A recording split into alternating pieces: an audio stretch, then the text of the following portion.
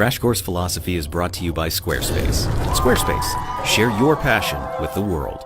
Why is the sky blue? Which came first, orange the color or orange the fruit? And why is C-3PO afraid of everything? Like, who decided it was a good idea to teach a droid to experience fear? There are some questions that we ask ourselves, either as kids or adults, or both. They're questions about weird everyday things, and they're weird because most of us don't know the answers to them offhand. But most of the time, those questions turn out to be pretty answerable. Like, for the ones I just mentioned, the short answers are because of the way photons interact with molecules in the atmosphere, the fruit, and because that's what George Lucas wanted. Maybe because 3PO is a protocol droid and they need to be able to relate to humans, though he could stand to turn his fear settings down a notch. Now, as you know, philosophers have a soft spot for questions that can never be answered. Most of the time, these puzzles make for great thought experiments, tests of our skills in logic and argument. But there are some questions whose very lack of an answer can be downright troubling. Unlike the occasional fluke of physics or bit of Star Wars trivia, there's a part of us that really wants or even needs to have an answer to these things. For the past month or so, we've been exploring the philosophy of religion, and we've been doing it mainly from a theistic perspective,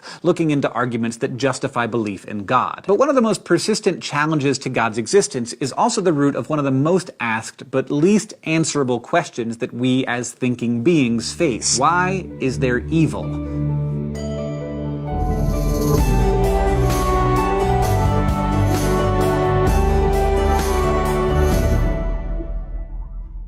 Evil comes in many forms, and likewise for philosophers, poses many problems, especially vis-a-vis the existence of God. First, there's what's known as the logical problem of evil. Like all rational people, theists can't help but acknowledge that the world is full of evil. And here we're understanding evil to be all manner of bad stuff, like not just Hitler or Darth Vader or Moriarty. It's everything in the vast spectrum of badness, from stubbed toes to plagues and everything in between. Theists and atheists both agree that evil exists in this way, but they disagree about the next part. Many theists believe in an omniscient, omnipotent, and omnibenevolent God. But atheists argue that this creates a contradiction, a set of beliefs that can't all be true at the same time. Because evil is bad, right? Whether it's stubbed toes or genocide or paper cuts or epidemics. So if there's really an all-knowing God out there, he knows about all the evil. He might even know about it before it happens. And if he's all-powerful, he could stop it. And if he's all good, then he would want to stop it. And yet he doesn't. The evil continues. Philosophically rational people shouldn't hold inconsistent beliefs, so atheists argue that you're going to have to give something up, and the thing to give up is God. Some theists, however, take a different route.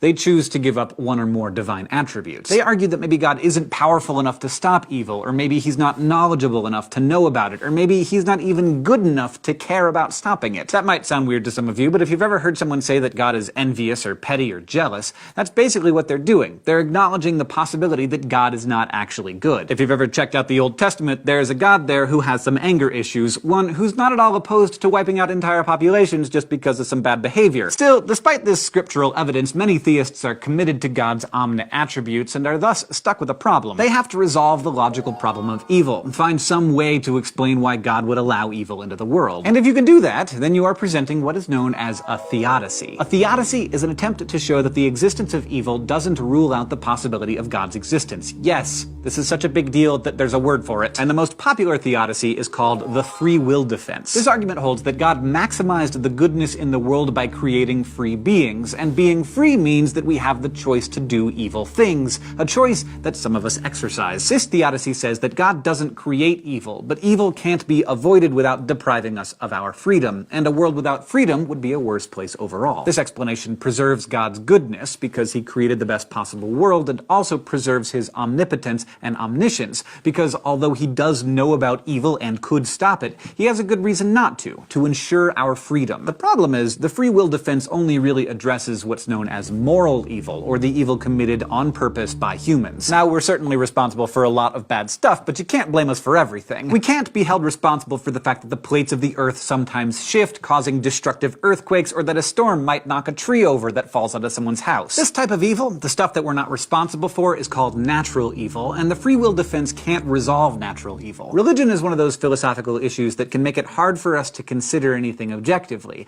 That's where fiction fiction comes in handy, because fictional stories can let us see how hypothetical people deal with hypothetical situations. And with that in mind, let's go to the thought bubble for some flash philosophy. Let's consider the case of Ivan, a good Russian who wants to break up with God. In the novel The Brothers Karamazov, 19th century Russian writer Fyodor Dostoevsky presents us with Ivan, a man who claims to believe in God. But Ivan finds the fact that God allows evil to exist to be so unforgivable that he decides that worshipping such a God would be just unconscionable. Ivan goes so far as to declare that he is returning his ticket to heaven. If the same God who allows evil, particularly the suffering and death of children, is also saving a cozy place in paradise for Ivan, well, Ivan wants nothing to do with it. So his way out of the problem of evil is to deny God's goodness and to conclude that a bad God is not only unworthy of his worship, he's also not someone Ivan wants to spend eternity with. It's like the ultimate unfriending. Now, some readers have found Ivan's decision to be noble and full of integrity. After all, if you really think God is letting all of this bad stuff happen, why would you want to be on his team? But other people think Ivan is being irrational. Why condemn yourself to an eternity in hell on principle? For theists, it's another question that doesn't have an easy answer. Thanks, Thought Bubble. Now, unlike Ivan, a lot of people aren't willing to give up their ticket to heaven, so they need to work on a way to keep believing in and worshipping God, even though evil is still a thing. One way to do that is to argue that good can't exist without its opposite. The idea here is that you can't understand the concept of pleasure without pain.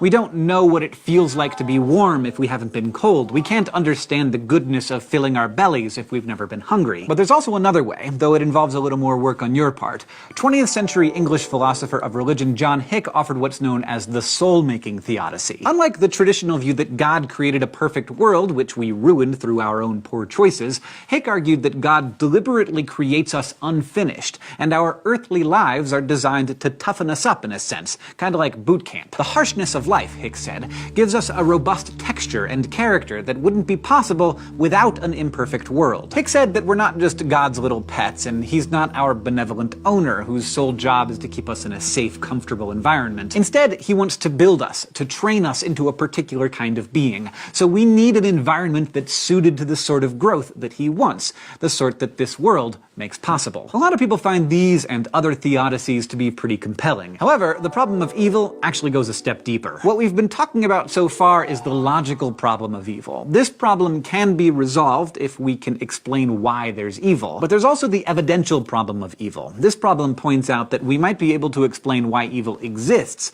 but we still can't explain why there's so much evil in the world. For instance, let's say that it's true that we really do need evil in order to understand goodness. In that case, why can't we understand the contrast through some sort of low-level evil, like paper cuts and head colds and having to work straight through our lunch hour every now and then? I mean, slow, painful deaths from cancer and city-destroying hurricanes, they don't really add anything valuable to our understanding of goodness, do they? If God were truly good, and if a negative contrast were really needed in order for us to understand the goodness of the world, then why wouldn't he just give us the very minimum dosage of necessary evil to achieve that goal? A counter-argument might suggest that there's always a good that corresponds to and is proportionate to any evil, but empirically, such goodness is really hard to find. What good, for example, could possibly correspond to the horrors of a genocide? In cases like this, Hick's soul-making doesn't seem to cut it. You can't really argue that whatever doesn't kill us makes us stronger, because sometimes evil does kill us, a lot of us, and sometimes it kills us before we have a chance to grow and learn from the suffering we've endured. Despite these and other philosophical sticking points, a lot of people have found a theodicy that satisfies them,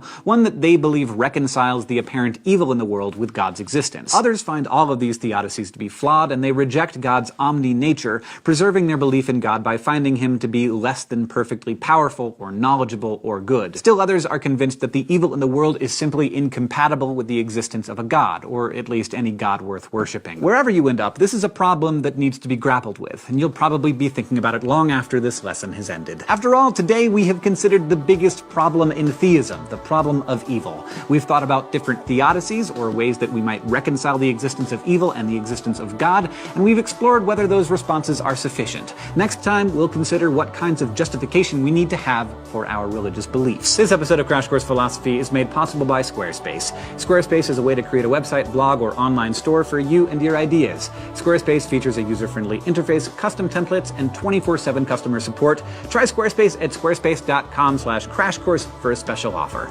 Squarespace. share your passion with the world. Crash Course Philosophy is produced in association with PBS Digital Studios. You can head over to their channel to check out amazing shows like PBS Idea Channel, The Chatterbox, and PBS Spacetime. This episode of Crash Course was filmed in the Dr. Cheryl C. Kinney Crash Course studio with the help of all of these awesome people, and our equally fantastic graphics team is Thought Cafe.